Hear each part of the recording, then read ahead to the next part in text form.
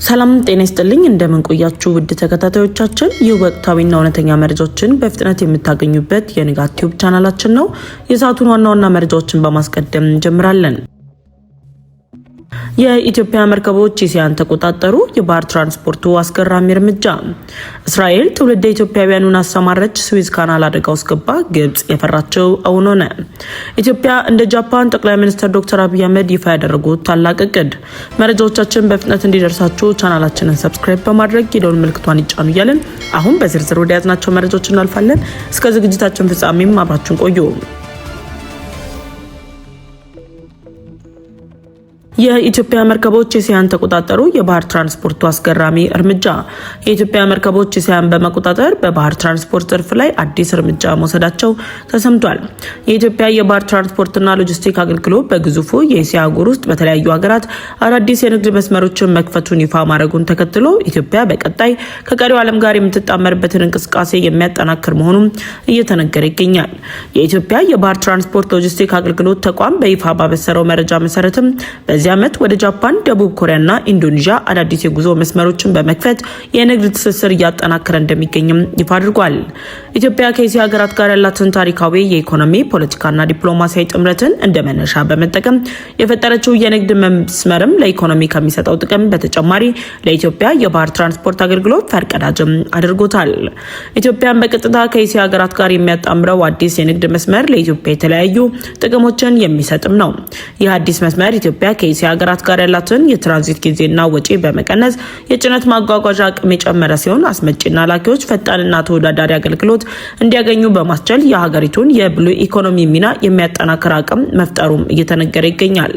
በአዲሱ የንግድ መስመር አማካኝነት በገቢ ወጪ እንቅስቃሴ ላይ በመጣው ለውጥ የኢትዮጵያ የገቢ ወጪ ንግድ ተወዳዳሪነትን ለማሳደግ ወደ እስያ የተጀመሩ አዳዲስ የኢትዮጵያ መርከብ ስምሪት ውጤታማ ሆነው እንዲቀጥሉ ያደረገ ሲሆን የኢትዮጵያ የባህር ትራንስፖርትና ሎጂስቲክ በተቀናጀ የወጪ ቅነሳ ስልቶች በ10 ወራት ከግማሽ ቢሊዮን ብር በላይ ወጪ ማዳን የቻለ መሆኑን ተሰምቷል።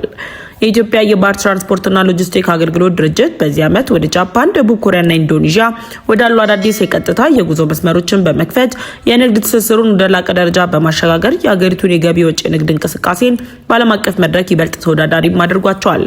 ተቋሙ አዲስ በከፈተው መስመር ቀደም ሲል በሶስተኛ ወገን በኩል ይደረግ የነበረውን ጉዞ በማስቀረት አዲሱ መስመር የትራንዚት ጊዜንና አላስፈላጊ ወጪዎችን በከፍተኛ ደረጃ የቀነሰ ሲሆን የጭነት ማጓጓዣ አቅም እንዲጨምር በማድረግ አስመጪና ላኪዎች ያለምንም መስተጓጎል ፈጣንና አስተማማኝ አገልግሎት እንዲያገኙም አስችሏል።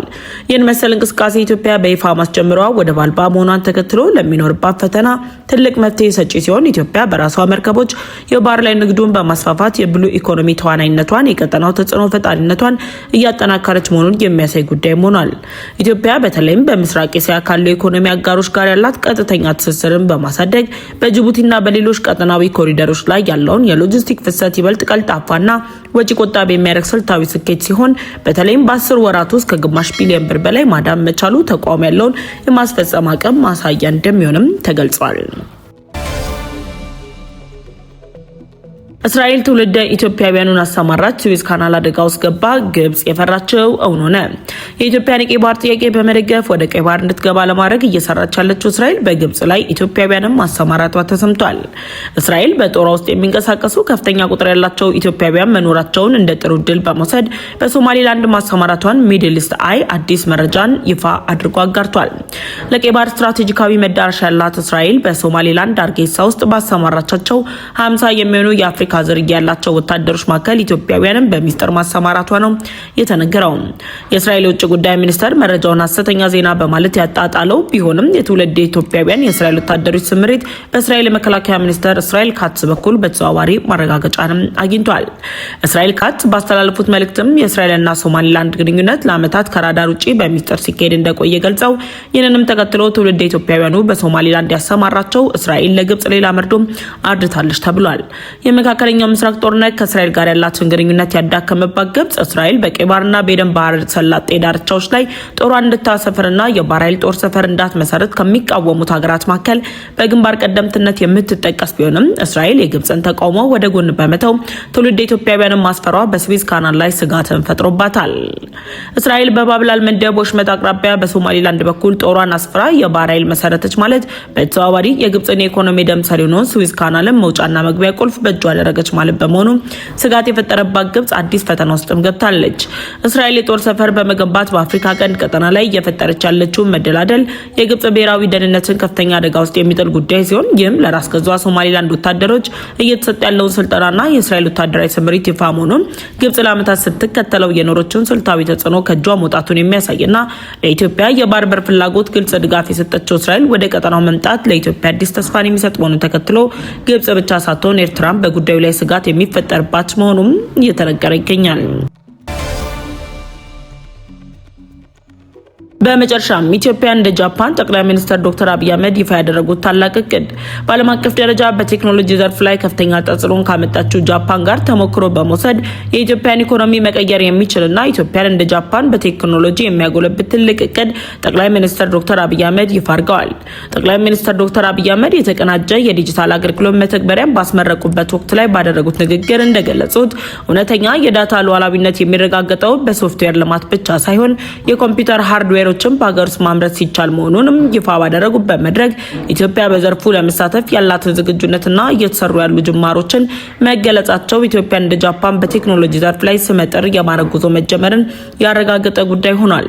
በኢትዮጵያ የሚገኘው የሰው ሰራሽ አስተውሎት ኢንስቲትዩት ከሌሎች ቁልፍ የቴክኖሎጂ ተቋማት ጋር በመተባበር በመጪዎቹ ዓመታት የላፕቶፕና የታብሌት ማምረቻ ፋብሪካን ለመገንባት በዝግጅት ላይ መሆኑን ጠቅላዩ ታላቁን እቅድን በማብሰር ይፋ አድርገዋል።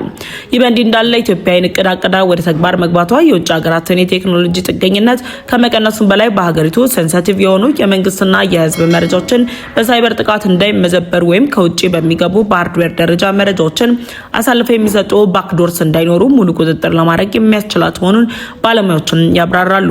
የጃፓን እድገትን ሞዴል ያደረገው ፕሮጀክቱ ጃፓን ከሁለተኛው ዓለም ጦርነት በኋላ የኤሌክትሮኒክስና የሃርድዌር ምርቶችን ወደ ውጭ በመላክ የኢኮኖሚ ምሰሷን እንዳጠናከረች ሁሉ ኢትዮጵያም ይህንን የቴክኖሎጂ ፋብሪካ በመቋቋም በምስራቅ አፍሪካ የቴክኖሎጂ ማዕከል መሆን ራዕይ በመያዝ ወደ ስራ ለመግባት የሚያስችል እንቅስቃሴንም ጀምራለች።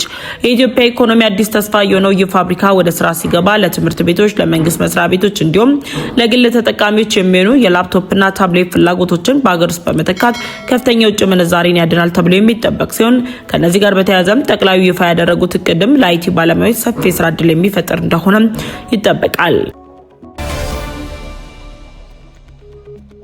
የሳቱ መረጃዎች ያስደመጣችሁ የንጋት ቲዩብ ቻናላችን ነው። ለንጋት ቲዩብ ቻናላችን አዲስ ከሆናችሁ የደወል ምልክቷን ተጭናችሁ ቻናላችንን ሰብስክራይብ በማድረግ ቤተሰብ እንድትሆኑ ጋበዝናችሁ። ቻናላችንን ሰብስክራይብ አድርጋችሁ ቤተሰብ ከሆናችሁ ላይክና ሼር በማድረግ ለወዳጅ ዘመዶቻችሁ እንድታጋሩም እንጋብዛችኋለን። በቀጣይ ሌሎች መረጃዎችን ይዘን እስከምንመለስ ድረስ በያላችሁበት ቸር ጊዜ እንዲሆንም ተመኘን።